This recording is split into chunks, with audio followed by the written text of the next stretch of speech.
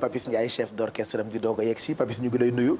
di jot itam ay réaction yu jógee fépp ci àddina am na ku réagir léegi waaye bàyyiwul turam mu ngi ñuy xamal ni coon ci boppam moo leen jëndal sonorisation ak palanteer pour seen juma pour seen mosquée voilà nii la ko bindee coon a acheté la sonorisation et les fenêtres de notre mosquée. daf may fàttali ko doon julli. pare di gërëm ki leen jàppale ba ñu tabax seen jumaa ji. ndekete ki leen jàppale pour ñu tabax seen jumaa ji mu ngi toog di julleen doog ñoom mais xamuñu ko muy benn baas loolu la may fàttali benn baas gi julli ci jumaa ji dégg naa waaye jumaa ji yëpp jóg di gërëm ki leen tabaxal jumaa ji ki leen ko defaral ndekete moom benn baas mu ngi julli ci jumaa voilà def te yàlla tax donc moom it coon noonu la meloon ci ay œuvre yoo xamee ni def na ko bu weesoo ay woyam ak ay digleem ak ay yeeteem am na ay jëf yoo xamante ni def na ko te leer na ma ni ku ne ak la nga dund ca jëf yooyu boo ko nettalee mënees na noo jooy waaye ñun duñu jooy tey coon la ñuy waxtaane ngir dund ko suñu xol voilà gunge leen yéen ñi nga xam ne ni yéen a am mbetteel depuis dimanche dernier Papis laataa ñu tàmbali waxtaan bi ak yow bay àggali waxtaan wi ak ñun ñi nekk ci plateau bi bay jël yeneen ci ay témoignages Salam yaa ngi nettali léegi gala solidarité boobu leen ñu organisé woon keroog bi mbënd mi ne méttee keps ñun ñëpp a mobilisé wu defoon téléthon bu mag Youssou ci bëgg Sénégal coon la woolu ak ñeneen ne ñëw leen ngeen jàppale ma ñu def levée de fonds spectacle boobu Youssou ci scène Thione Ballago Seck ci scène kenn dootu ko fàtte je pense que mën nañ ci ñëwaat doog a àggali waxtaan bi en direct mën ngeen a réagir ak fu ngeen mënti nekk parce que tey soirée exceptionnelle bu ñu jagleel Thione Ballago Seck ci télévision Futur Média.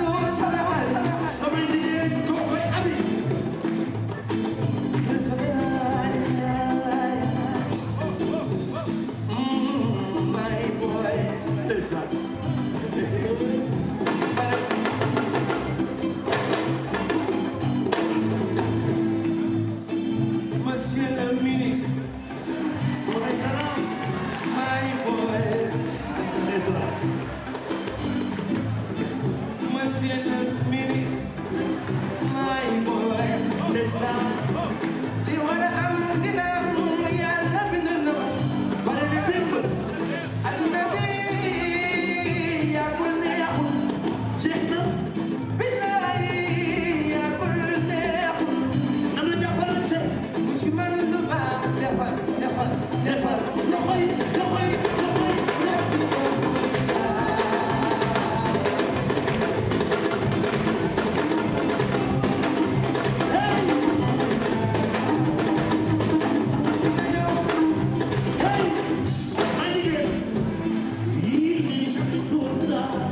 c'est pourquoi je suis là ce soir.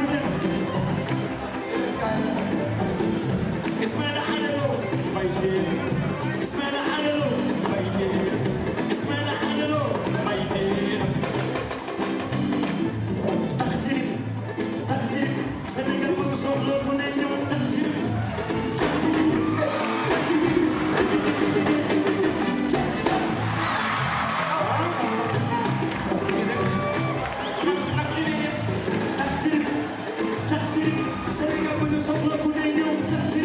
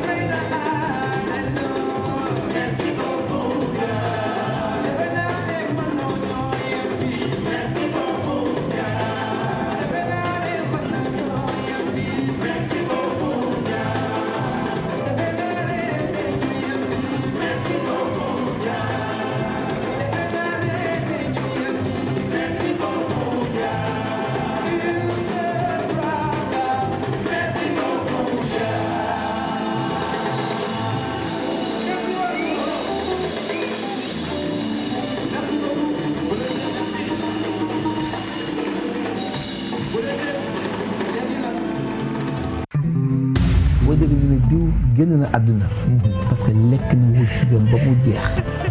Un homme, un artiste, un maître dans l'art de parler, Thione Ballago Seck fait entendre un bouquet de mots jamais flétris, dont l'exhalaison enivre nos cœurs, bien en détente.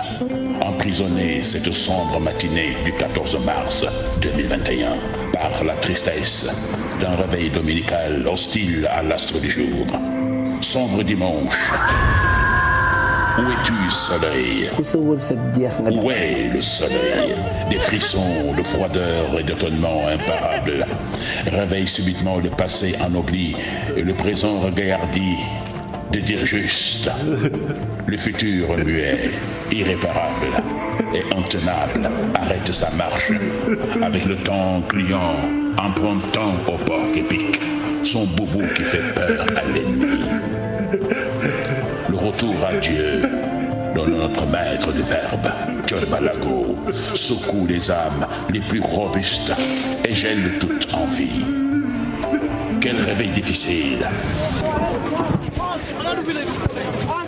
Quelle journée enturbanée de regrets, quelle émotion bien partagée, quelle nouvelle assommante, quelle famille en pleurs, quel pays promptement endolori, nos cœurs encore brisés somnoles, nos langues bien fourchues paralysées, nos yeux glauques embués de larmes chaudes.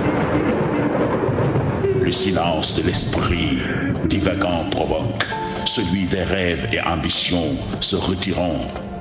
Le pays silencieux vêt son boubou de remords aux couleurs pâles et déteintes d'harmonie et de passion close et oubliée. Âmes vides et fragiles, d'inconditionnels atterrés, pensées nuageuses, de parents et d'amis écœurés, soleil, sommeil perdu de tout, accroché, amoureux de sa voix pure et enchanteresse, qui s'est donné aux égarés des leçons de vie et de la vie, et assainir sans coup férir les corps ternis de toiles d'araignée. Thione Ballago, un homme, un esprit, une âme, des idées, des paroles, une belle voix nous quitte.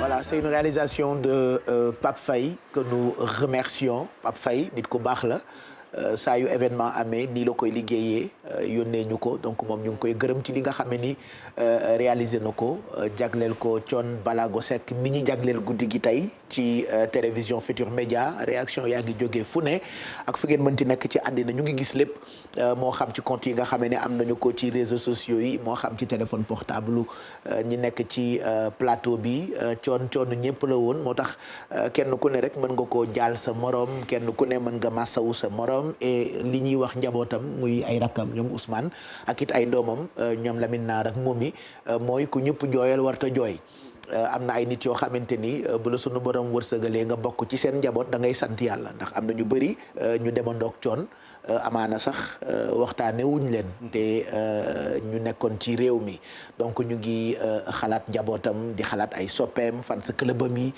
bëri na ci réew mi ñoo xam ne ni seeni tur ci ay at ba tey dakkantal bi Ballago la Fat Fall Ballago Fatulaay keneen ak keneen Sukayna Fall Kani Gueye Papa Gueye xaar Kulim Dioum waa Ramdan donc njaboot daal la Thione mës am na ku may nettali ne ma da ngeen foog ni Wally nii mu nekkee nii bàyyam moo ko gënoon garaaw dégg naa ci ay jamono dañ daan rang fa mu dëkkoon Pikine taxi yi nit ñi ñëpp topp Thione bu demaan Gambie wax na ko ci benn woy dañu koy teeru comme wàlliw voilà donc nit la koo xamante ni dafa nag sam papa ndeysaan bi mu woyee maa ngi fàttaliku boobu maa ngi nekk xale ñu toog nii Thione di way sam papa ngi tëdd nii jékki-jékki Thione di way ba naan su ma demee Gambia dañu may siyaare may ni wàlliw waaw sama papa ni ëpp na nag ndeysaan te pourtant wàlliw mën nga ko nekk te daw ko xam dëgg la de wàlliw mën nga ko nekk ci dañu foog ne wàlliw rek mooy koo xam ni dangaa ñëw rek yor kaala yor kurus di jàngale di def wàlliw dañuy même ki sa biir bàmmeel sax mën nga dem ba ki sa biir bàmmeel door a xam ni yow ndekete wàlliw nga man Thione li may wax sans langage que pas man gëm naa ni man buñ ma nee wëlu la du ma ko weddi. wallaay jarta weddi. je te jure. jarta weddi wane na ko sax ci ay woyam wane ko ci ay waxam bi mu demee c'est-à-dire vidéo boo gisaan da nga naan Thione dafa mel ne ko gisoon demam. mais boo xoolee vidéo yu mujj yi surtout bu Aïda Ramdan bi. man dama toog ak Amsatou Faye ndeysaan ak jabaram ñu ñëw di ma jaale ñu toog ñi di waxtaan. Amsatou di wax ba di saa mu ree ni man Thione li ma jaaxal mooy dafa am benn femme bu ñu naan xaw ma nan. anniversaire am a ngi ñëw mu ne yow diw xaw ma anniversaire bi jot na xaw ma jotul waaye na nga ko téye bu anniversaire bi ñëwee rek nga ne ko tay dugal ko waaw na nga ko dugal ba ñëpp xam ni Thione Seck wallaahi ndekete xaw ma ne sax ni Aïda Ramdan la ndeysaan ma ni Thione pourtant kooku Thione la de wallaahi le lendemain rek Aïda Ramdan woo ma ne la papa dem na ni ma man mii la bi ma naa ko man li ma jaaxal Thione xanaa da doon tàggoo ko mu ne ma nag vidéo boobu mun ma man la pour te dire que Thione dama ni sénégalais yi ñoo am mbetteel mais Thione man xam naa ni amul mbetteel moom li bett voilà Papis Ndiaye moo ñu waaw maître waaw boo ko bëggee résumé da nga naan c'est un message dundam message la demam message la dundam message la demam message la dëgg la waaw lépp mën nga ci jàng c'est un message mën nga jàng ci dundam li ñu fi bàyyi te woy na lépp en fait ni mu demee message la péripéties yi mu demee li mu dund avant mu dem ak di mu demee message la durant toute sa vie toujours daf ñu daan jox message muñ surtout muñ kat gis nga yàgg bawul dara boobu kiyam la woon nuñ koy waxee sax termam la yàgg bawul dara man moom gëm naa ni moom li maître di wax naan léppam message la Thione dafa mel ni parfois buy wax day tënk day junju loo xam ni Papis xam na li may wax Papis xam na bu baax li may wax tamit parce que moom aussi yàgg na Ramdan te macha allah dem na ba Thione pour nga dem ba mu am ci yow confiance sax du yomb parce que boo ko xamagul da nga naan est-ce que dina am mës a juboo ak moom parce que dafa jafe pour nga xam ko. incompris. moom la Assane Ndiaye di wax ni Thione sax ay caabi néegam moo ko daan yore. tellement pour nga jàpp pour mu am confiance ci yow dafay jafe. ndeysaan yaa ngi wax Assane Ndiaye léegi bi may ñëw maa ngi ko mi ngi may woo. di am yu muy waxtaan ak man. Assane Ndiaye moom dafa mel ni moom Assane Ndiaye il faut ñu jege ko. parce que moom dafa mel ni moom man Assane dama yaakaar ni moom nag moom moo am problème. moo am problème. si. mais Assane xool boo ko invité woon du ñëw. déedéet. wallaahi. du ko na xool. wax na ko keroog. Assane ñëpp foog nañ ni moom moo bokk ak coon ndey ak baay. bi ñuy denc tooñ man ak moom a taxaw. yàgg Assane. merci. du ko xool nii du xool coon. coon dem na ba ne Assane Ndiaye su ngeen demee ba gisatu leen coon Seck na ngeen jàpp ci Assane Ndiaye nii. xoolal ni mu demee après ci ay coow ci digganteem ak Assane. mais fan la mujjee. wallaahi pour te dire que. coon yàlla daf ko setal ci lépp. ci lépp setal. wallaahi. ma leen war la du dañ. si na ba léegi nga xam ni demuk coon xoolal péripéties yi mu fekkoon Sénégal coow li problème yi fi amoon mu xëy benn dimanche ci fajar rek doonu bomb tuy nit ñi fàttali ñu doon wax ci Sénégal yëpp lépp xeexoo beeg reyante beeg lépp jeex ñu yendoo coon fanaanoo coon bàyyi bu ñu coon ba tey je pense que waa profité nuyu Papis Ndiaye mi ñu fekk si ngay xale mais yàgg ak coon nekkoon wala nekk ba tey chef d'orchestre bu Ramdan coon mi dem defe naa tollu nga ci ay période yoo xamante ni sax les gens se posaient la question Papis comment tu fais coon dafa compliqué noo mën a liggéeyee ak moom noo mën a yàgg ak moom leer na ma ni dégg nga yooyu ba tey mais nga des ak coon liggéey ak moom ci musique parce qu'il était très exigeant nag ci wàllu woy très exigeant ci wàllu musical nga nekk ak moom ba mu xëy dem bu Sénégal ñàkkee njabootam ñàkk yow forcément yaa war a ñàkk Papis. jërëjëf Pape Cheikh bu ma nuyoo àdduna yëpp ndax émission bi ñëpp a ngi koy suivre. macha allah di nuyu sama kilifa yi ma fekk. di nuyu suñu grand frère Youssou Ndour. di nuyu waa TFM yëpp. honneur la lii. c'est un grand plaisir opportunité bi nga ma jox nii tey pour ma wax ci Thione. waaw man ak moom du relation employé ak patron. loolu c'est des verrous qui ont très vite éclaté entre nous. de par lecture bu ma yàlla may chance ma mën ko lire ci gestam bu ne. je crois que bu ñuy wax léegi Ousmane mu ngi koy wax confiance moom moo njëkk di teg lu tax nit di ko wóolu. parce que monsieur Diagne mën na ma avec je parle sous son contrôle. Je crois qu'on a été ensemble à FOGK en 0. Maître aussi ñëw naa ba këram ñu tourner vidéo. Maître de moo taxoon kenn ñemewul Thione. waaw te si sama waxtaan ak moom ces gens-là exemple sont toujours revenus. Salam mi exemple la fi. Kebs maa ngi ko koy wax léegi. exemple la fi. alors donc il avait une autre pédagogie. pour ku mënoon nekk ak moom il avait une autre pédagogie man si sama jàngat. depuis que bi ñu ma ko tàggee dimanche ba léegi su ma amee un moment vraiment lucide j'essaie de décrypter des codes ou bien des messages qu'il a envoyés avant ou bien à travers woyi pour wax la dimension keroog bi ñu koy rob ful bi ko topp noonu ñëpp ñi ko gunge si j'ai vu que kenn ku si nekk liyewu na ak moom à travers moom message am na kenn ku si nekk am na lu mu la defal. à travers message yi mu jàllale mais aussi à travers nit ak nit ndax témoin liy confirmer loolu témoignage yi ma jot avant de parler de moi am na ay nit yu ma woo yoo xam ne dañ ma naan man di nekkiteel boo gisee lii grand bi moo taxoon te boobu man sax daf ma fa daan fekk. damay gis rek ku ko jege torop ba démb maa ngi dugg sama oto dégg benn transporteur buy commencer émission daal ne mënuma bañ a jaal ki ñu perte man nag li ma ko jàppee muy dama ko fekk si dëj wax loo xam ne si muy dëju Abdoulo mu nekkoon kóllëreem nekk sama grand ku ma bëggoon aussi alors donc pour dire que l'œuvre de l'homme en question tey ji moom la ñuy li mu liggéey yëpp la ñuy soog a découvrir nii waaw héritage bay doog a feeñ. héritage bi mooy doog a feeñ. man mii rek si sama jëmmu bopp exemple laa si bu ndaw parce que si at bi dama naan 22 ans ensemble la ñuy def. 22 ans. 22 ans ensemble. Ouais. dama mus a gis benn témoignage boo xam ne bi ma gisee man témoignage bi au lieu de m'en glorifier mais dama tiit parce que on lui a demandé mais papi est-ce que ça fait des années mu ne la c'est le plus fidèle des fidèles. mais man grand bi est-ce que kon il m'a lu man doonu moom wooye loolu fidélité j'étais en classe j'étais obligé de comprendre la personne parce que moom boo bokkee ci àddunaam il faut nga jàng ko.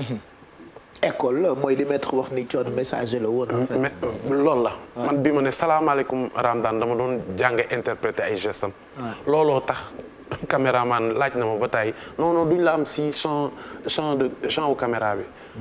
fa laa jëlee habitude boobu j'ai toujours joué si côté à gauche. parce que dafa mës a exigeant ci liggéey bi. dafa mës a exigeant soo mënul anticiper ay sensations. ay expressions. da ngay mer. doo jouer ak moom. dëgg la.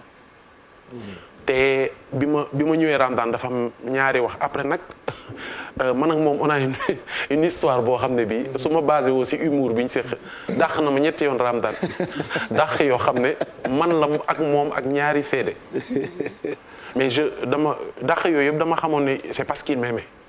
c'est parce que dafa doon anticiper si sama capacité. une réelle volonté de me développer. te noonu la ñuy yaree nit. loo tax ma ne la noonu la ñuy yaree. il avait une autre pédagogie. il aime bien châtie bien xaw ma naka la ko tubaab waxee il fonctionnait comme ça. voilà moo tax ku gàtt xel bu defee bu yooyu amee mën nga gàtt xel génn comme interview léegi yomb na coono ma def lii coono ma wax. voilà fekk ma ngi lay jàngal ma ngi lay yar. loolooy sa njëriñ. on n'a pas regretté. c'est vrai voilà donc ma dem ba man aussi. je me suis dit yàlla nag mooy boole ay nit. te amaana bu namee sama digganteeg salaam. dina ubbi buntu yu tax dinaa comprendre salaam wala dinaa mën a lire lu kenn liirul si moom. loolu moo ma dal si moom. dañ daan jouer sax boobu Ousmane mi ngi fi day ñëw ne ma pour rapprocher dégguma la. musu ma ko mën a wax lu tax mënu ma ko jege. dama accepter sori ko pour. ñu ma détendre atmosphère bi tuuti weñ bi mbaa du coono ko yónni pour mu vérifier li ngay wax. voilà. wóorul de ah. waaw mu ngi noonu. xam nga li ngay wax ah. waaw bien sûr ah li livre laay lire. waaw. xool dafa am Cheikh laajal kii. xool nga baal maa dugg da ngay continuer. moom ngay gis kuy woy benn nopp bi nii. foofu laa jëm salaam. waaw kay dégg lu am importance. foofu laa jëm salaam. may placé wu excentré si scène bi. si catu scène bi mel ni moom da daan laaj Ousmane day ñëw ba si booru scène bi xëcc clavier yi. ne technicien yi xëcc leen ko bu ñëw xëcc mais lan la man xam naa ne doo am trac xam naa ne doo koy tiit xam naa ne li ngay def mën nga ko mais c'est quoi le problème. Ivoirien la ma daan wooye daf ma daan tooñ. Ivoirien mais c'est quoi le problème dégguma la xëcc scène. tey jii mu ngi si dëgg. ñu ngi si fen mun naa dévoiler lu tax.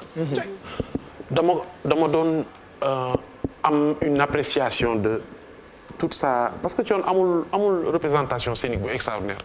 boo xam ne day dox yu way def. day taxaw rek jàpp loxo bi ci nopp bi rek way. waaw du sax fecc. waaw du sax fecc. li Salam di wax léegi avant muy woy 2 mesures ou 3 mesures avant di nga gis. lay nopp bi lay kese. Il y avait une telle spontanéité dans notre communication musicale sur scène exemple boo repasser toutes les vidéos ensemble Thione musul jouer musul woy tombeek may jouer tey jii mun naa wax loolu et je mets à témoin ñi mën a am image yëpp accidentellement mu woy ma jouer parce que nag musique bi ñuy def dafa ànd ak improvisation mën nga jàkkaarloog mais mu daan na jàkkaarloog maître nii bàyyi répertoire bi woy maître ñëwaat pour nga topp ko ci improvisation boobu il fallait nga am benn seetlu ci gestuelle am il est toujours en acoustique comme ça il réduit le champ sonore pour avoir une meilleure perception de li ko wër. kon loolu indi loxo bi ci nopp bi. loolu la. d'accord déglu ñëpp la. déglu ñëpp. Thione nit dina jouer ci guitare Adama Sarr ma ko koy jaal. waaw Adama Sarr ceebu jën dina jouer sur scène mu ëlbatiku song benn guitariste ne ko sa benn corde mi exemple dafa désaccordé. yaay sa noonu lay demee. bilaay. si orchestre bu toll ni orchestre mbalax nga xam ne sabar yaa ngi naaw basse clavier yaa ngi joué mu ne guitare accompagnement bi am na benn corde am na temps yoo xam ne dama doon wax non mais dafa parano wala dara mais il me fallait ma comprendre dimension parce que bu ñu xoolee si musique je crois musique ay fréquence la seetuñu ko si accord 440 pour jouer universellement parce que 440 c'est une norme boo xam ne bii comme loi yi nekk si dëkk yëpp mettre c'est pour mettre les gens mais il y a d'autres formes ñun en musique boo xam ne yi ñun dañ koy jàng mais li ngay wax ci coon c'est dans son sang jàng ko fenn dëgg la de logique benn noonu muy bim benn réponse bim maître nee na la bim li ma la wax avocat coon bi dafa tàng de mu ngi noonu loo tax pour wax la rek ne di nga ñëw sax soirée nga accordé nekk foofu boo fréquence la ñuy wax. man dama naan dégg entendement moom dafa weesu woon. loolu nga xam ne tubaab da ko trouver pour boole yi. moom mu ngi woon ci beneen. day ñëw daal ne ma ivoirien tel morceau ne ma dañ ko dégaame. ma ne ko dégaame pourquoi. au départ dama ne woon parce que dafay tester niveau musicien yi. parce que il n'est pas donné loo répété nga ñëw toog scène bi woykat bi tourné na bon on descend la gamme. au départ loolu laa foogoon. mais li may wax ci fréquence rek. c'était quelqu'un boo xam ne bi su la waxee dara musicalement defal. ñun ñaar loolu moom moo ñu boole. lu ñu mus a liggéey ci base boobu laa ba benn yoon la ma posé je crois benn question ne ma yow avant xanaa da nga ma doon déglu. ndeysaan. xanaa avant da nga ma doon déglu jour bi ma koy wax defe naa dafa këf sama loxo te yow avant xanaa da nga ma doon déglu ma ne ko j'ai pas eu la chance par rapport à la jeunesse trop mais j'ai une sœur boo xam ne les quelques mélodies ak fi nga nekk yow yi bu taxee ma xam ko tey yàlla ak moom muy sama mag bu jigéen ma ko koy jaal ñu tudd Maam Sira Ndiaye nekk Italie ma ne ko kooku rek laa am si mu ne ma c'est pas possible man balaa may xalaat benn affaire yow nga joué ko comment se fait-il ma ne ko mais grand vous formiez un duo. waaw biir Ramadane yow ak moom. merci ma ne ko grand c'est parce que j'essaie de t'écouter j'essaie de comprendre c'est difficile nag c'est difficile par rapport li ko yàlla may par rapport ak dimension wu ay écriture am waaw kenn mënu ko quantifier laay wax. j'aimerais parce que li ngeen liggéey bëri na. ñu ñëw surtout sa expérience ak moom ci album Jaaga. am na yu ma ci for. comme man ak Kebs ci métier bi ñu ne mën na noo nuru yëgata waaye dañuy yëg ndax loolu la métier bi laaj voilà daal di mbubboo puisque classe maître Sey gi ñoo ñu yar moo tax wax bi du bëri yenn si voilà j'ai déjà vu j'ai déjà vu ça maak moom boo seetloo yëgata rek dañuy wane yëgata fekk yëg nañu yu bëri donc bëgg naa nga nettali ñu un peu expérience su bande boobu ci liggéey bi ngeen liggéey parce que Thione def na ay album yu bëri mais boobu c'était une production de ouf comme disait suma benn xarit waaye balaa ñuy dugg ci point boobu dafa am koo xamee ni Sénégal yëpp dañu koo xalaat Ousmane Mapenda Mapenda Seck depuis Thione dem xelu Sénégalais yëpp dem ci Mapenda Seck nekk malheureusement mbir mi fekk ko fi defe naa mu ngi ci ligne bi ndax léegi lépp possible na grâce ak jumtukaayu xarala yu bees yi voilà mu ngi nii Mapenda le temps mu ñuy dégg ñu mën a waxtaan ak moom en direct en vidéo voilà waaw d'accord maître mag la. commencé na la. waaw nee na dafa bëgg a lool safar la leneen la mu doon wax. mu ngoog donc Mapenda Seck la ñuy waaj a jokkool ci woote ak moom ca dëkk bu ñu naan France moom itam témoignage am dafay am solo. tey ci guddi gi di ndokkeel sunu kilifa yu mel ni Mara Dieng léegi rek mu ngi dëggal li maître Ousmane Seye doon expliqué ci diggante Thione Seck Youssou Ndour ak yeneen yi ci ay nit yoo xamante ni moom mu ngi leen di layool te ndimbal googu yëpp bu amee sans moom mu xaar ci dara ndax maître it compliqué wul mooy li may wax sànq rek ñun ñëpp suñu avocat voilà mooy avocat wu ñëpp te amuñu fayuñu koy honoraire te doo ko fay honoraire bi nga xamante ni moom la ñun ñëpp suñu avocat mooy ndimbal rek yooyu ay valeur la yu Thione Seck mës di jàngale mës di wane mës di waxtaane mës di way ci ay œuvre am donc le temps que ci ginnaaw ñu may organiser waxtaan wi ak Mapenda Seck daañu may itam possibilité quelques téléspectateurs mënuñoo jël ñëpp ndax mi ngi guddi te waxtaan yi itam ci plateau bi dafa am solo ndax jàngat lu nu bëgg bu yëpp passé ngeen gën góorgóorlu ñun ñu gën góorgóorlu jàngee yu bëri ci histoire Thione Seck yi jot a am ak fii mu mujjee defe naa jàngat la war a doon pour képp ku dib sénégalais donc le temps Mapenda Seck di noppi pour ñu waxtaan ak moom mu bokk ci guddi gi tey ba ñu leen di jël yéen téléspectateurs yi ci numéro téléphone yi nga xam ne ni ñu ngi affiché wu ci suufu écran bi Papis expérience su album Diaga yi paraît que yu ne xew na ci. waaw album Diaga dafa ñëw à un moment bu où déjà Ramdan c'est une institution la sax laa koy woowee. parce que boo ñëwee nga jël un train en marche boo xam ne ça fait 30 ans mu ngi daw. je crois da ngay ñëw nga intégrer esprit boo xam ne bi du yow sax yaa ko liggéey. parce que il a connu d'éminents musiciens. ñoo xam ne bi ñun dañ nekk xale di rêver dendoog ñoom. alors sama début Ramdan yëpp c'était pour m'imprégner comprendre la dimension artistique de Thione. bi ñu demee ba tollu benn moment boo xam ne il fallait sortir un album parce que après ça il y a eu après Mathieu man je suis venu période de Mathieu. il a fallu vraiment trouver quelque chose à la hauteur voire plus. foofu nag il m'a beaucoup étonné. parce que su ma waxee ne que Ousmane a eu mes arrangements avant Thione. day jaaxal ñu bari. waaw en 2003. waaw droit de l'homme. li muy wax nii. waaw boobu man moom ñi ngi arrangé Papis di arrangé te Thione xamagul ni Papis c'est un grand arrangeur. parce que nit ki aussi foog nga ku toll ni moom. boo nekkee moom il faut se faire petit.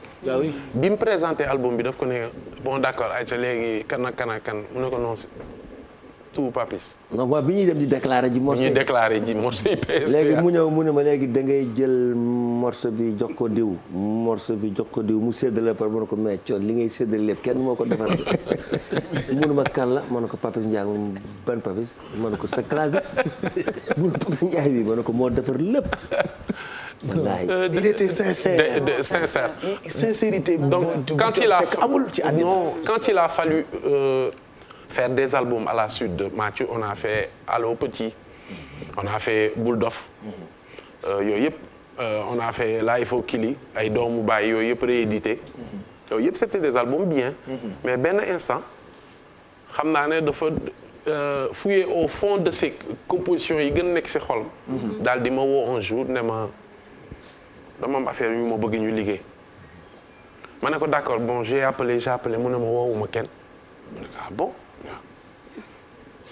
capte-moi ces idées-là lii ak lii exemple Diaga bi ngay joxe un exemple aéroport yoo fii avant bu ñuy voyager moment bi ñuy dajale naan passeport yi nii si la ma woo ne ma kañ mu ne ma am na benn mélodie daal di ma jox un peu kii ne ma exemple day nekk si tel morceau tel gamme la ñu waxtaan entre moom musicalement ci tukki bi noonu rek dans la foulée mu jékki-jékki boobu ñu ngi jël avion mu ne ma xam naa ne doo fàtte musique mu ne ko mais grand mun naa ko fàtte mu ne ma noo xoola garder ko bi ñu toogee 6 mois ba dem tournée bi ba ñëw dañu ñëw mélodie bi daf ma ko laajaat ñu toog en studio ma jouer ko mooy taradam taradam c'est comme yéen mooy alors foofu tamit il m'a posé un autre grand truc jaaxle bu rëy boobu man xaw ma li muy woy tellement texte bi ni mu ko photocomposé bi mu ñu laajee nañu coupe du monde bu mujjee bi fan la man j'étais perdu ma naan ko law bëgg a woy football mel ni ngay tabax immeuble boo xam ne yow rek yaa yore plan bi ma topp si jour buy développé yore bi feuille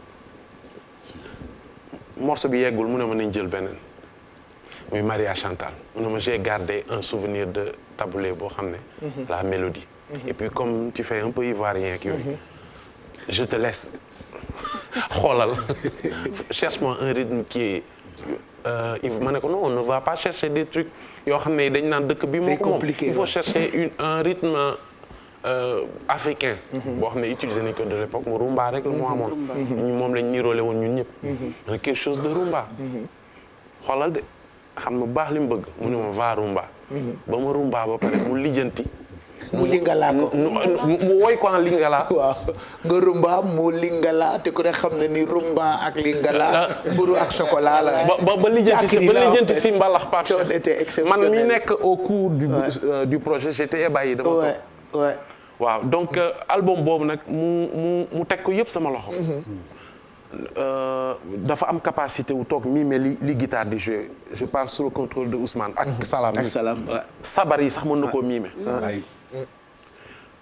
bizarrement muy woy day jékki-jékki woy daal ne ma bàyyi naa la espace fii ivoirien chop la kay ma ñu woy grand boobu dama ne lii soit examen la voilà parce que Thione man xamee moo ko si noonu. am na détail bu ñu raté ci li ngay expliquer nii li koy confirmer mooy li ñuy doon seetaan léegi concert de solidarité bi am na benn instant mu ngi guidé tëggkatu sabar yi pour ñu dellu si waat ci gamme bi te ci gémmiñam la ko defee. logique c'est un arrangeur hors pair. un arrangeur hors pair. li muy miime. benn jour dama ne ko yow boo doon jouer instrument malheureusement doo jouer kenn yaa ak Aldimé wala yéen a yem. li ngeen di jouer kenn du leen mën a topp. parce que li muy mimer pour un pianiste mieux vaut que le pianiste jéem ko jël. parce que yàlla moo ko mayoon loolu. dans ses arrangements ak même sur scène comme ni nga wax ni. même sur scène. da ngay jouer pendant il faut que affaire bi di rouler. pour moom nga mën a après nga mën a génnee li nekk si moom en fait. mu mën a génnee li moom loolu laa doon dund ak moom. que ce soit en studio sur scène. ginnaaw gi nag day dem ba après y avait plus jaratul woon wax bi. parce que comme ni ma la wax vous compreniez quoi. voilà je savais lire entre ces lignes. dans tout ce qui est musique. dama côté boobu moom mu wóolu ma ci trop. vraiment mu doonoon sas boo xam ne ba si à l'avènement de Wally. des fois damay def sax nam son contrôle. mu ne ma non pour dire nag qu'il avait regard sur tout. damay jékki-jékki mu woo ma téléphone. ne ma waa mais. yéen sur scène. position yi tout comme mon frère Salam mi. wallaay moom mi li ñu naan plateau bi baax na trop. parce que y a au moins li may nettali yëpp am na kenn ku si ne mën nañu seede lool. moom mi woo na ma ba ma ñëw toog mu ne ma mais Papis vous n'avez pas le droit ndax Thione. am na loo xam ne sur scène waru leen ko wane. am na loo xam ne seetlu leen ko mu ngi demee nii. dama daan toog rek moom mu woo ma téléphone. daal ne ma seetaan naa leen démb de far ngeen nekkoon ma ne Grand Théâtre mu ne ma pourquoi ça lii non lii giseewu ma ko nii ma ne ko d'accord grand bu ñu ëlbatoo comme c'est la jeune génération. ma trouver beneen forme waxtaan parce que tamit li may wax sa pédagogie. il faut savoir le prendre. c'était un pédagogue. dafa amoon pédagogie voilà il fallait nga am lecture am na nu mu daan taxawee si kanam musicien bi day perdre les pédales du mën a jël dara. waaw yàlla daf ko defoon da ko mayoon lool. donc à mi-chemin si transition bi man j'ai joué aussi ce rôle. damay capter li mu bëgg. ma traduire ko dans un autre style. ñu exécuter ko. waaw mais musicalement ku naqaree satisfaire la. c'est vrai. mais avenir j'allais dire avenir u Ramdan donc ce qui veut dire que actuellement xel mën na dal au-delà de Wally Seck ba ci yéen ñi doon liggéey ak moom defe naa mission am accomplir na ko. ndax finalement école la woon. moom si lim ñu woon man dans ma dernière communication avec lui. ndax dama ko daan taquiner nag. dama ko woo ne ko temps yi gis naa la pseudo journaliste nga. donc temps yi gis naa la ngay poser question. mu ne ma non en fait j'essaie de donner un coup à Balago TV bi. et puis projet CEDEAO bi nga xam ne ñu ñaar ñoo ko commencé sax aussi ñoo ko def. alors mu ne ma juste pour loolu la ma ne ko baax man nag bëggeewu ma ko noonu. ma ne grand heure bi ñu toll nii c'est bien defal loolu mais à mon avis ak tout ce qui est passé laver tout blanc ak yooyu yëpp on day man pour man c'est le moment pour am na beneen musique. mu ne ma ban musique la noonu. ma ne ko dans mes propres compositions am na si benn boo dégluwul ba doon ma ko laaj mais dinaa si dolli yeneen 3 yoo xam ne entre temps si 10 ans yi def naa ko indi nga teg si sa voix xam nga lan la wax non def ko 5 parce que dafay tomber ak 5 textes yoo xam ne yi je les avais gardés et j'avais pensé ana yooyu woy na ko. les réaliser non musique bu ma ko waroon indil la. parce que man dama bu weesoo projet CEDEAO bi on va en parler dans quelques minutes ak Amadou Diagne. bu weesoo projet CEDEAO boobu.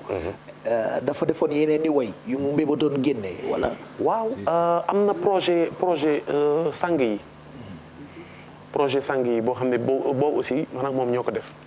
man ak moom rek nag. sang yi lan la woon projet boobu. sang yi il avait rendu hommage à suñu mag ñu baax ñi fi jaar ñëpp en commençant par Sëñ Touba.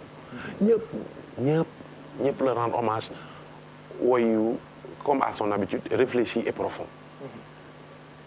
Contexte départ bi moo doon Rasoul la comme woy ñu woyee Seydina Mohamed sallallahu alayhi wa sallam ba pare benn jour mu ne ma Ivoirien mu ne ma dafa am suite jàppal ma fii ma def tin mu déroulé daal di dellu si Bamba bi mu defoon loolu yëpp projet yooyu yëpp ngi tege dafa programmé woon weeru koor bi génne ko coon woy na ba woy dee keroog bi mu ma ne ma précomposé la dama ne mais gën a yëpp looy woy nii mu ne mu toog noppi daal texte bi maa ngi koy bind nii pareegul ma defar musique bi comme il me l'a demandé moom daf ma daan jox mélodie man ma harmoniser. quand j'ai fait la construction harmonique lendemain bi mu ñëwee dafa tari woy bi woyaatu ko 2 fois liggéey boobu yëpp mu ngi fii c'est ses projets. pour revenir à Ramadan bi nga wax mooy dama ne bi ñu ma ko tàggee ba léegi j'essaie de chercher des codes ci suñu waxtaan wala dans le gestuel si 10 années yi passé nag loo xam ne bi ça va me faire ça va m'aider pour jour yi pour une bonne suite. waaw pour une bonne suite mais xam naa ne une bonne suite moom on lui doit ça coûte que coûte c'est forcé. voilà Mapenda Kebs bu fekkee noppi na ñu jël ko lu ko mooy itam ñu may tuuti téléspectateurs mënuñoo jël ñëpp nag voilà quelques téléspectateurs ci ndimbalu équipe yi nekk ci ginnaaw réaction yaa ngi jógee fu ne Fatou Bensouda procureur CPI ca dëkk bu ñu naan Hollande cour de la Haye Leiden ca Hollande moom it mu ngi massawu sénégalais yëpp ci génnuk àddina Thione Ballago Seck message am léegi la yegg si ñu ngi koy ndokkeel bu baax Fatou Bensouda moom dafay représenter Sénégambie ak jigéen ak surtout Afrique donc moom it ñu ngi koy ndokkeel ci guddi gi Soukayna Fall ak Lamine Faye ñoom itam seen xel yëpp ci Papa Thione tey ndax ni mu mel ci kër gi donc Lamine Faye Soukayna Fall ñoom it ñu ngi leen di massawu di leen xalaat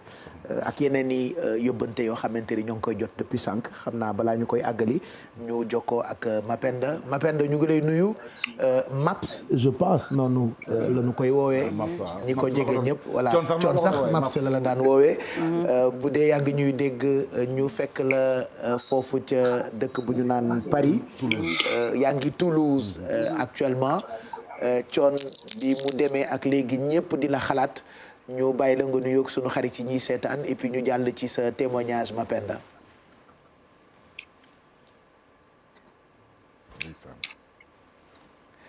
voilà wax ji Dakar lay jógee dem Toulouse moo tax ça prend du temps pour Mapenda jot ci.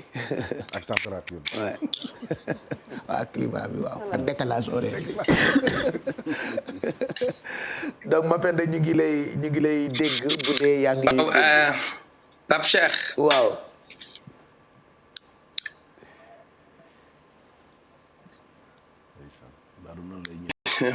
allo. ñu ngi lay dégg Mapenda. allo. waaw je pense que waaw moom téléem lay déglool ak appareil bi ñuy waxee casque bi peut-être. voilà nga wàññi télé bi tuuti. waaw salaam di léegi. allo dafa am télé la. dama nga wàññi télé bi. waaw Pape maa ngi leen di ziare. ñu ngi delloo ziar Maps. waaw di.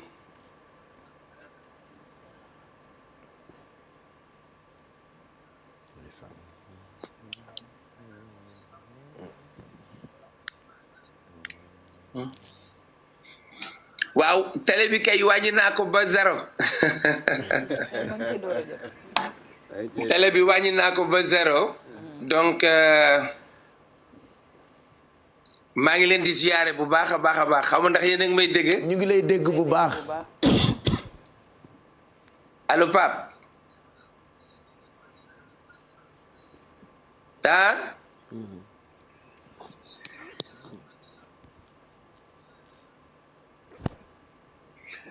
waaw maa ngi kontaan bu baax je crois que affaire bi dafa am problème je crois que y a un problème parce que man dégguma leen déggatuma la Pape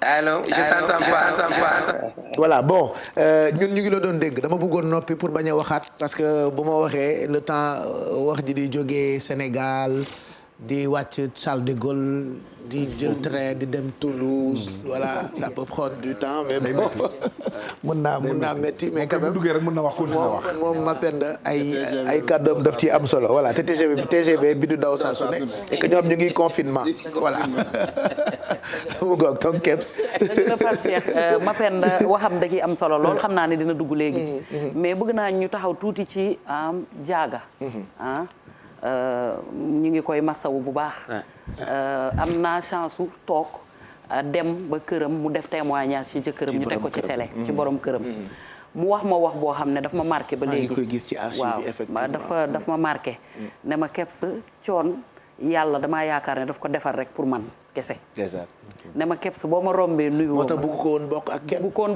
loolu la ma wax mu ne ma soo ma rombee nuyu woo ma wax na dëgg nag boo ma rombee nuyu woo ma sax coon bu la rombee du la nuyu wallaahi ne ma Kebs daal dama yaakaar ne coon bu ma continuer di wax sax yàlla bu ma cat topp mu nekkoon loo xam ne daf ma marqué bu baax a baax a baax marqué képp parce que boo ko jëlee partagé gis nga ni ko nit yi def muy mel ni li ñu koy wax tout le temps rek derrière chaque grand homme il y a une dame mu nekk koo xamante ne taxaw na jëkkëram li ñuy wax naan layoo bi jeeg bu doomi màggee attele mu nekk koo xam ne dañu Sénégal yëpp a ko xalaat Sénégal yëpp a ko xalaat ñu koy ñaanal yàlla may ko xolu muñ mu gën a uuf yaboot gi yàlla may ko gudd fan ak wér mais loolu moom nekk na loo xam ne marqué na ma jàpp na ci carrière ki nga xam ne moom moo di Waly première émission bi ma def ak moom dafa taxaw am lu mu wax ak man mu nekk une grande dame boo xam ne tey jii képp ku yeewu Sénégal war nga ko ñaanal tamit ndax ñàkk na. parce que depuis dimanche nit yaa ngi koy ñu ngi koy xalaat léegi imagineel Pape ak ni mu jegeentoo nag moom. yàlla sunu borom def mu denc ko ba pare kan mujjee gis fii mujjee gis mu wàññeeku waat. jotu leen gisante. hôpital léegi ban état d'esprit mu war a nekk këram. war a delluwaat ñibbi. sans ki nga xam ne. pendant combien d'années yéen a ngi nekk. ki nga xam ne sa xarit la woon. sa lépp la woon donc yàlla na ko yàlla may xolu da nga koy xalaat ñun ñoo ñàkk. waaw waxatuma la ak moom. sànq rek Assane Ndiaye mi ma koy wax tamit. comment il doit se sentir fekk bii maa ngi koy wax ci benn. mais nag Kiné comme borom këram ku gëm yàlla la. si. Kiné moom Nabiane. Kiné moom keroog ñu ngi koy waxtaane ñu ne. nit ku Kiné dafa dem ba moom dafa changé nag. ci yu bari. man moom moo ma waxal boppam ni ma ndekete moom day sang ay néew ma ne ko yow da ngay sang ay néew Kiné Diouf. mun ma waaw. musuma xalaat ni Kiné Diouf dina ñemee dem bay sang ay néew. man ko Kiné baal ma Kiné da ngay sang ay néew. ñun ma Ousmane commencé dugg ci ay kii yoo xam ni. ci waxtaan. bilaay bon. très profond. bilaay Assane Ndiaye sànq bi ma wooyee ñuy waxtaan ci ay mbir quoi. dama ko ne man neexul ba neexul mais man xalaat naa Kiné rek. Kiné xamul kenn ku dul Coon. sincèrement moo tax depuis dimanche moom lay xalaat. kenn fan la nekk nii actuellement vous ne savez pas. Actuellement elle est à la maison. elle est à la maison. mais mënut a wax nit la koo xam ni ba pare dafa sell. te it complicité bi mu amoon Coon boo xuloo woon ak Coon tey moom moo lay jubaleeg Coon. muy ñëw Coon déet yow moom xam nga lii moom du ma ko seetaan. daal di woo Mapenda mi ngi may dégg. moom mi ngi may dégg. defar rek ñaw. da ngaa tàng ni nga mel kii daal ba pare baax sell gis nga sang néew yooyu ngay wax. doomam ji di wàlli noonu la mel. bien avant muy siw nii. dama toog sama kër ñu ni dañuy dem principal mun xew mu ne néew yi nga xam ne kenn identifié wu leen. gisuñu seen njaboot mu jël leen jox ay imam ak ñu leen sang ak ñu leen denc ba Yoof ak ay lekk yoo xam dañ koy yóbbu hôpital. Wally Seck nit ñi nañu maanu ci nit ñi nañu maanu ci nit ñi te moytu leen. barke Serigne Sall. loolu dama mos a dégg Fatou Gueye wax ko Fatou Gueye mu ne. bëri na ñoo xam ne bu ñu déggee waykat rek ñu wax ci moom lu ne. Fatou Gueye noonu la ne Fatou Gueye doo ko jot jeudi. barki démb maa ngi def benn émission jeudi. yow man mi maa xam Fatou Gueye non man. ndeysaan guddi àjjuma. dama ci def yëfu àddina. mooyu ma damay woor c'est-à-dire ñoom ñëpp am na lu am jege lool.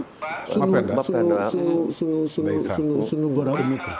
donc Mapenda nga ñuy passé sa micro jox ko ma Mapenda la ci micro bi la Mapenda. waaw. woon nañu la léegi waaye réseau bi moo baaxul noonu. dëgg la Pape waaw léegi gars yi nee nañ ma que ñu ngi may woo ci beneen. voilà ñu ngi lay woo feneen waaye salaam daf la décroché en direct mais libre la. àddina yëpp a ngi dégg mën nañ ko def plan B. mais je crois que plan B bi c'est mieux. voilà moo gën. voilà maa ngi lay dégg bu baax ni léegi maa ngi lay dégg bu baax macha allah. Sénégal yëpp a ngi lay xalaat bi sa mag ji demeek léegi noo ko dundee. waaw Pape métti rek ma ne ko métti rek. wallaay métti rek ba voilà kenn mënu ko natt parce que bettaate na. métti na. mais bon dañuy delloo suñu bopp ci yàlla rek. parce que sant yàlla suñu borom julli ci Muhammad sallallahu alayhi wa sallam. sant suñu ñaari wayjur di sant Serigne Touba Mbacké Khadim Rasoul. di sant suñu bunt ci kër Serigne Touba muy Serigne Mbacké Madina. bàyyi Serigne Cheikh Bombali Mbacké sama Serigne. waaw di nuyu kilifa diina yëpp di leen ziar bu baax. di nuyu kilifa aada yëpp di leen ziar bu baax. di ñaan suñu Sénégal googu yal na fa jàmm sax yal na fa jàmm yàgg. jàmm rek fi am incha allah. waaw barke ñu bi tëdd donc di rafetlu seen plateau bi ngeen def tey nekk na plateau bu spécial ci man. waaw parce que jëmm yooyu fa toog damay commencer par maître Ousmane Seye. moom ba ñu xamante boobu mi ngi nekk ENAM. dëkk kër ñoom Awa Diagne ndeysaan booba la ñu xamante macha allah.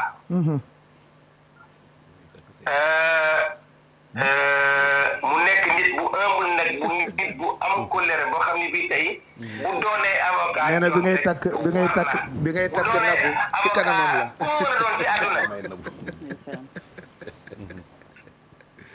mais xam nga Pape dama mënta wax lépp ci benn émission. déedéet wallahi. waaye li tax ma njëkk ko cité parce que dañu am jaar-jaar moom sama lépp la. wallaahi Seck. waaw moom sama lépp la moom mi ci ñi ñaari woon seen bu njur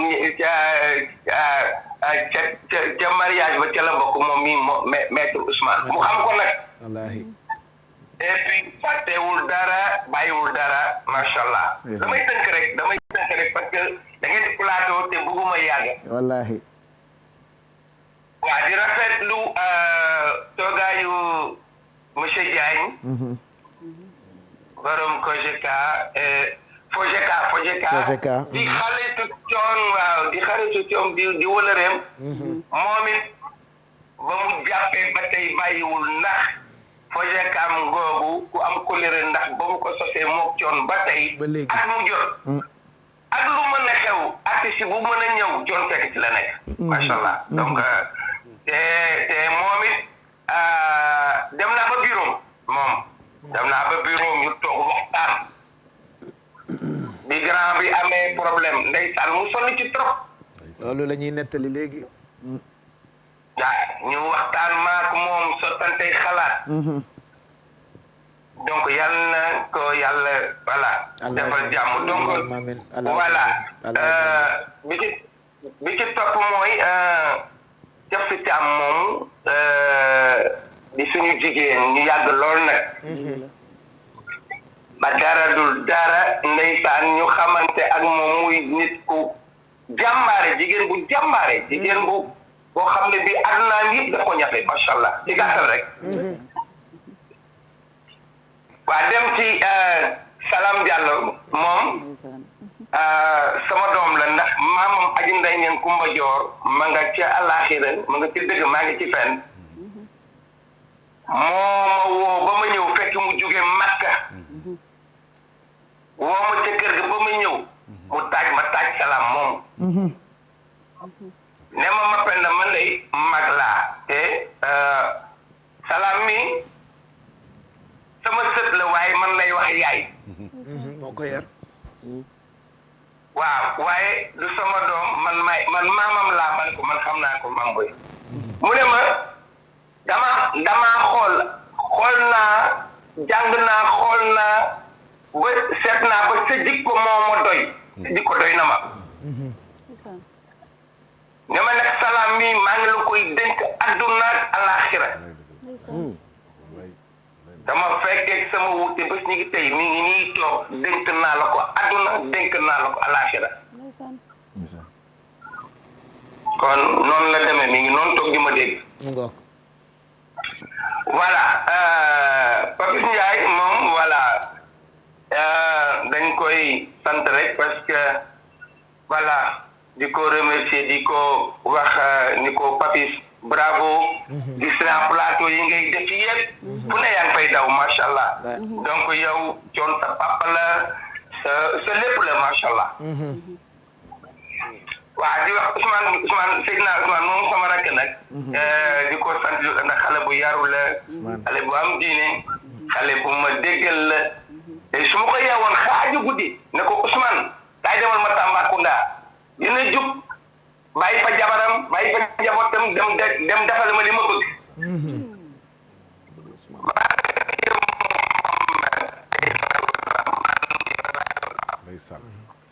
yow nag yow suma frère nga yow yàlla moo ñu boole yow aw ma sax lu ma lay wax lu dul ñaanal la rek fanu gudd wér ñaanal ko ñëpp ak bépp jullit amin ma penda amin allo voilà ma ne ko balaagu nag Thione suñu man mooy sama référence mooy sama sëriñ mooy sama parce que mooma lu ma mën tey wala lu ma xam wala tey lu ñu may nawe wala tey lu ñuy wax naan Mapenda mën na lii wala mën na lale c'est grâce à lui man mu lu ma xam moo ma ko jàngal moo def ci man fulla fayda fit am jom doylu ginnaaw bi ko suñu bàyyi defee ci ñun ak diine l'islam macha allah voilà donc Pape. maa ngi jàlle adduna yëpp wax dëgg yàlla parce que depuis dëj ba léegi damay wuyu téléphone ba 3 heures du matin. wallaahi azim. wallaahi loolu am na. dans tout le monde Pape. maa ngi jàlle ñëpp parce que ñun ñoo bokk ak moom comme li Ousmane wax léegi. mais adduna moo ñàkk coon adduna moo ko ñàkk. dëgg la de. waaw man bi maanaam yi ma mujjee wax ak moom avant may voyage di ñëw sama voyage bi daf ma woo téléphone ne ma xam nga ma ak moom nag ndeysaan dañoo amoon benn complicité boo xam ni dafa àndoon nag ak rusante mu woo ma téléphone ne ma di ma mbalak ne ma yow jàng nga français ma ne ko grand yow te nga wax li nga bëgg a wax rek naan mais jàng nga français ak yooyu moom mën naa ñàkk xam nga ni man yow xam nga ni man jàng naa wallaay xam nga ne ma ne ko grand wax te nga wax sa soxla rek moo gën xam man ak moom nag ay soxla ñu macha allah man ak moom ni ma mel ak moom Ousmane moom leer na ko ñun ñaar ñoo ko mel ci famille bi macha allah. ma ne ko grand waxe sa soxla mu ne ma kon boog va bene su demain à 17h na nga ñëw kër ga incha allah. ma ne ko waaw mais léegi. ma ne ko léegi soxla bi est-ce que mënu ma koo xam mu ne ma yow daal ñëwal rek ma ne ko baax na kon bu subaa jàmm dinaa ñëw incha allah ma dem ay raccroché mu dem ay raccroché dama fàtte naa gis naa waaw mu ne ma gis naa ku la dàq way doom ji bambali ma ne ko bon ku ma dàq way man mu ne ma ne ko kooku de yàlla na ko yàlla defal jàmm man mënuma dara mariasin man taalube laa rek man damay jàng rek man taalube laa mu ne ma en tout cas daal gis naa ko la dàq way ma ne ko kooku de yàlla na ko yàlla defal jàmm mu ne ma kooku tamit bu subaa boo ñëwee dinaa la wax kan la ma ne ko d'accord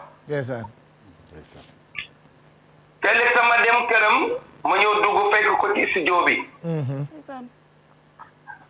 ma nuyoo ba pare mu ne ma Maps fii amul yàggal amul ne booy bi tireel ko ñaari feuilles mu xool ko te dem dugg ci biir dem woy li muy woy.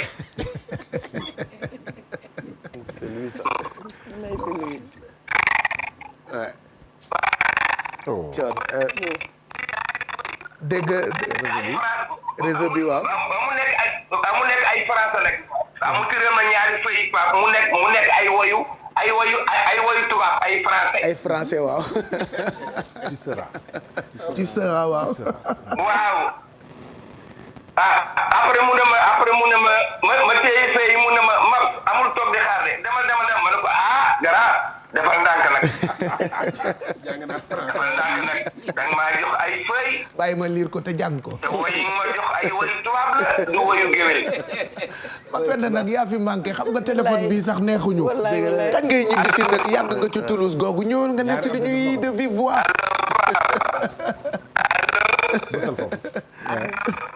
bon réseau bi la xam na. il faut ma fàttali ko démb. waaw ma pend waaw. réseau bi la. téléphone salaam bi. waaw téléphone salaam bi. xam naa sa téléphone bi sax mu ngi bëgg a déchargé wu. ma pend dinañu ko jéem a woo mais ñu ngi xaar mu ñibbisi quand même. heureusement ba jumtukaayu xarale yi moom toujours ça sert. voilà donc ci téléphone salaam la mujjee wootee ñu may libre ko. doon déglu ay kàddoom. du ñu doyal nag ci ma pend ndax ma pend moom. ba pare macha allah lépp lu seen famille bokk bu woyee ñu ne ak mën woy. macha allah donc defe naa leer gi yal na tasaaroo rek ci famille yu Thione Ballago Seck yëpp ci doomu Ousmane yi ak doomu Mapenda yi di sant yàlla nag bu baax parce que am na ay mbir yoo xamante ni bu dalee li war ñëpp rek mooy ñu sant loolu borom xam-xam yi jàngal nañ ñu ko et 5 mètres yaa ngi doon wax lu am solo ci Kiné la ñu tolloon. waaw Pape il faut que ma wax ci Kiné. parce que Kiné xam nga moom jëkkëram muy Thione Seck artiste la. mais Kiné moom li may njëkk a seede ci moom mooy jigéen bu gàtt tànk. Thione way na ko. Kiné du jigéen boo gis boo xam ne da ngay dajeeg moom ci mbedd. fu ne. ci la plupart du temps buy génn moom ak jëkkër may génn.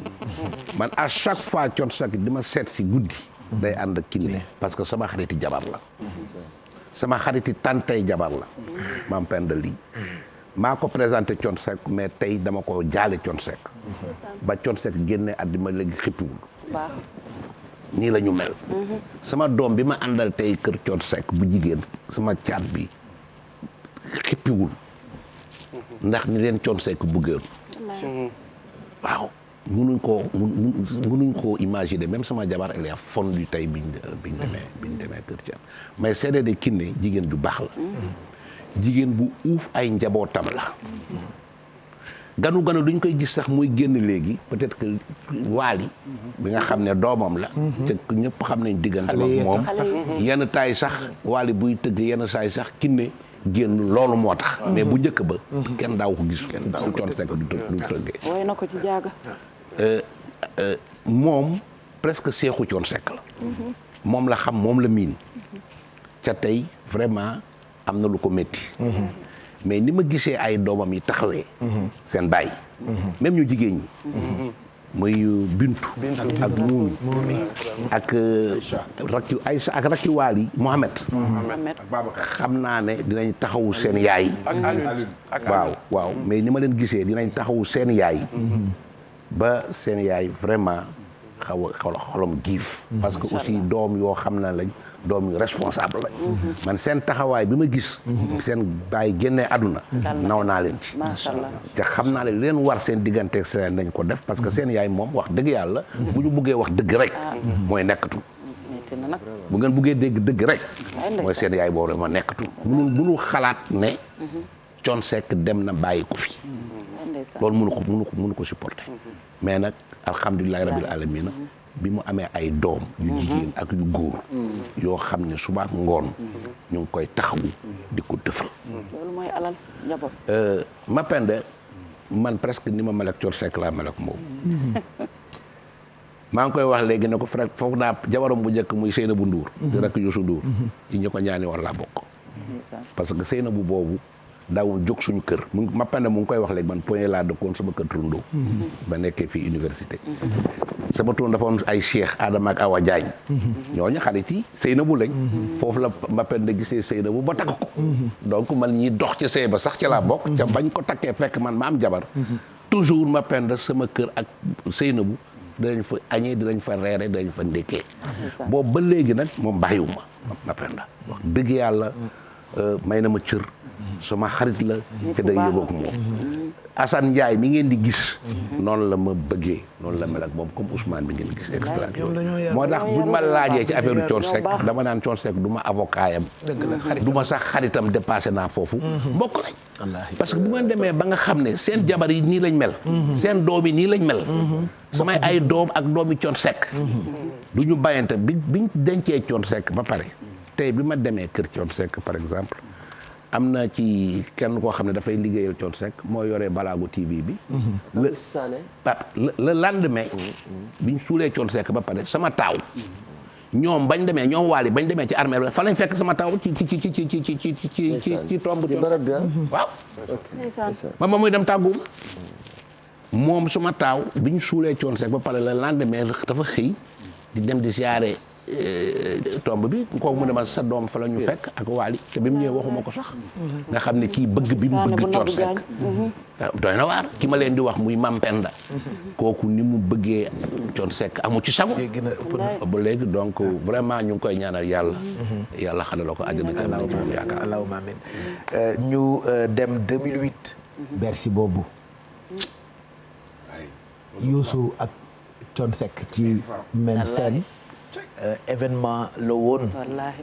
biñ ci noppee am na waxtaan bu DJ Boubs séqoon ak Thione Seck fekkoon ko ci hôtelam nekkoon lu doy waar lu nit ñi dootul fàtte Amana Rasoul bi muy wax ci scène bi ñu bëri foofu la ñu ko mëne dafa ne ko Thione woy ko sax ñu mën ko jàngiwuñ ko daara jàngiwuñ ko fet Thione ko woy sax ñu xam ko wala ñu jàng ko wala ñu xaw koo mën ba tey misaal yi maître di wax depuis sànq mu ngi ci li nga xam ne ni Thione bàyyil nañu ko donc dégg nga li mu wax ci saar boobu bi mu ko woyee xam nga dafa wax ay nit yu wax naan kenn warul wax alxuraan mais bi ñu ko laajee moom dafa ne mais war nañuy woy alxuraan parce que dina tax ku jàngutoon saar bi dina toppandoo woy ba mun saar bi man mi déggul loolu confirmé naa ko nii ci lu ma xam moom loolu la wax moom ci boppam moo ko wax ci làmmiñam nga xam ne kii message da ca doon jàngale loolu la wax keroog ñëpp a jooy ñëpp a jooy sax dañ ko doon tooñ naan waa Thione da ngaa gàtt ci kama ji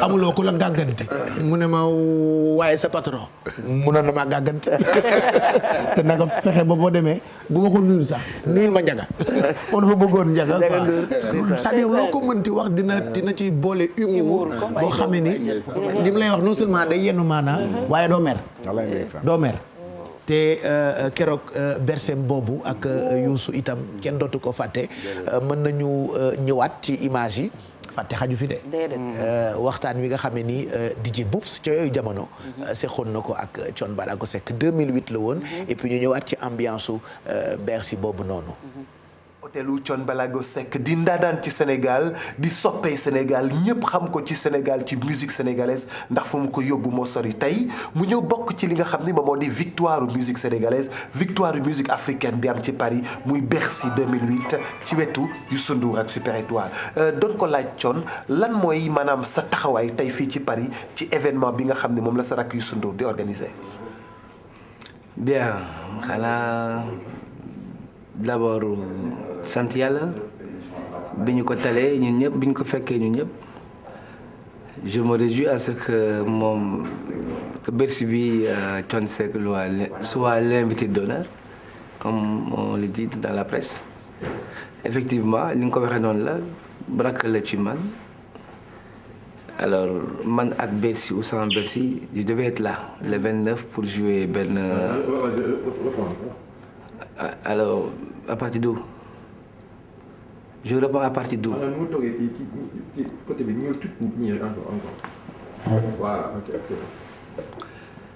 voilà donc je reprends le tout alors voilà d'abord ñu ngi sant yàlla biñ ko fekkee ñun ñëpp biñ ko talee effectivement ni nga ko waxee noonu la kontaan ci le fait que je sois l'invité d'honneur de Bercy effectivement mag du ñëw fekk ci rakkam la bon man avec Bercy ou sans Bercy dama waroon nekk Paris pour la soirée du 29 on en a profité Youssou et moi pour ñu xool nu ñuy arrondir les angles pour que ma toogaale fi avant ma dem Angleterre ba pare Bercy sant yàlla rek te xam ne bon comme ni nga ko waxee c'est là où les victoires de ou bien de toutes les musiques africaines alors je me réjouis d'être là. tey spectacle bi yaa ngi koy préparé Thione ñi ngi lay xaar en live nga war a jouer tey mën nañu xam un tout petit peu naka la nar a demee lan nga dencal sénégalais yi nga xam ne jóge nañu fu nekk ci Europe aussi ndaxte tey am nga ci sa wàll en tant que maanaam acteur de la musique sénégalaise. waaw bon de façon tous les sénégalais ak fu ñu mënti nag ils connaissent le répertoire de Thione Seck comme pour rester dans l'esprit même de l'accord que j'ai eu avec Youssou Ndour 3 morceaux là war a jouer plus un 4e dans le répertoire du Super Étoile donc j'ai fait un petit choix des morceaux les plus populaires voilà bon qui font partie des plus populaires j'espère que le public va apprécier. Ballago maanaam Ballago say relation ak Youssou Ndour maanaam dafa nekkoon relation yu tendue tey maanaam lépp décanté na mën nga ñu wax un tout petit peu tey jii naka la relation yi tëddee. xam nga Thione Seck Youssou Ndour ça a duré presque 25 ans. Il a fallu presque 2 heures de discussion pour que lépp féete boor donc am na ci responsabilité noonu la ko waxee man aussi parce que on a laissé faire donc bi ñu waxtaanee ba déggoo il a reconnu man ce que je représente. J'ai reconnu moom ce qu'il représente. Et va bene comme le disent les Italiens. Alors moo tax mën woon décliner l'invitation de Bercy parce que lu waay di wuyoo daf koy nuru. comme waxtaan nañu ci suñu biir. moom def na yëfu rakk ak yëfu jullit. parce que ñëw na vers moi. déglu na ma lu ma wax man mu woy grand. donc mën moo décliner l'offre de l'invitation de Bercy parce que sinon kon li ma doon wootee kon du ma ko wuyoo. mais j'espère que d'après lui et d'après moi. la ñu tënk ci sama biir kër. yaakaaratuma à l'avenir problème yi weesu muy am. moom nag na bëreeg seytaane. man tam ma bëreeg seytaane. ba nañ ko tënkee rek mu demee noonu. damay dégg ñuy wax naan da ngeen di préparer benn duo yéen ñaar ndax loolu nekk na. nekkagul. wala loolu boog man yëgaguma ko li ma yëg daal mooy Bercy bi. ak 4e morceau. bu Super Étoile bu ñu war a bokk. mais est-ce que yéen ñaar war ngeen mën a def benn album ensemble pourquoi pas.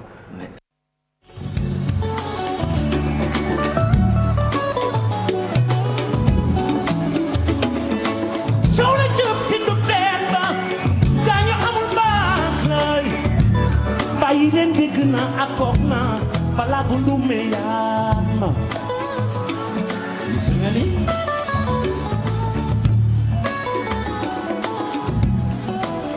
coon sa xel rafet na te noonu sa xel rafetee na la sa xol bi leen balaa gu loolu neex na de ci Bercy la xew ci Bercy am nga lu la fay ba may ku la mere ci dëgg la la mere rek way na magam Youssou way Thione li mooy àdduna ci Bercy su fekkoon ni wax nga ci man lu ñaaw a ñaaw wala nga dégg ni wax naa ci yow lu ñaaw a ñaaw su lu gisee tey du neex du yomb sama mag ji balaago aduna la neneen loo jarka dem ca lambaay ngiinoo ngiin fa la ma réer Thione yaa ngi bégal Sénégal di yedd ndaw ñi delloo si mag ñi balaa ko ndume yaat na te foofu ba kon fi lu ñaaw li mu xoole Mariasin may sa gige Mariasin adik na ma sa gat loor njëkk a dem sa lambay chéri dime ñu way nga siiw di jàmmi borom way nga booy dawal bul waxtaan way nga nit ku ñu ne doo dara mu mel way nga apartheid Nelson Mandela Alaaji Seki mooy baayam ajara su nagay mooy yaayam kookoy chéri dine Mariasin may sa bi ñëwal way nga sa kolore ba play digal balaa ko waxoo fi lu ñaaw lu ñu lay xool fu la danaan di jaar desi fu ko danaan di jaar som balaa ko set laay woo sama waaji sama mag di egsi Mariasin may sa bige Mariasin balaago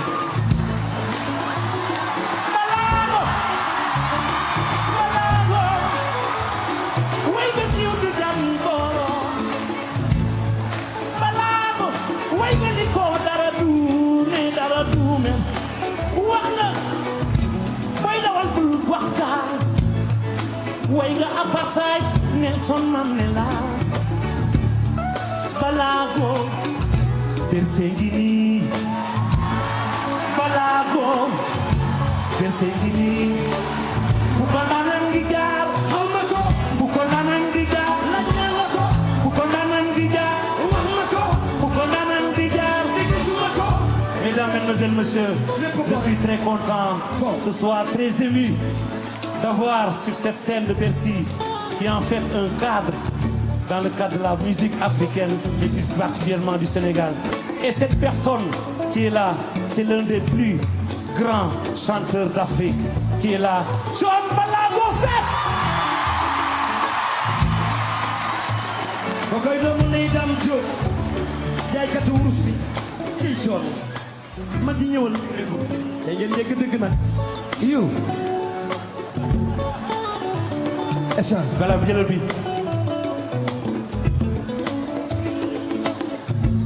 à la croisée des chemins parfois les rêves s'envolent mais de par la grâce du Seigneur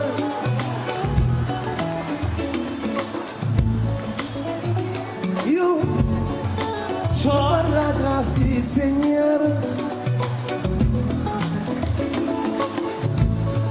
you de par la grâce du Seigneur certains rêves deviennent réalité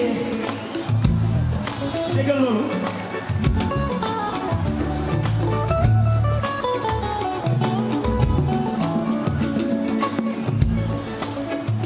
c'est vrai t'en as rêvé pour ce soir moi aussi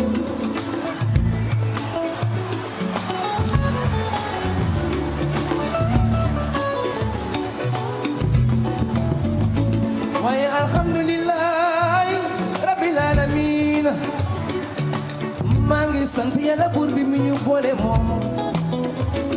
moom mi dogal li def ko sam xel nga door ma science ma ñëw benn si biir alhamdulillah lu kenn dootul fàtte la 2008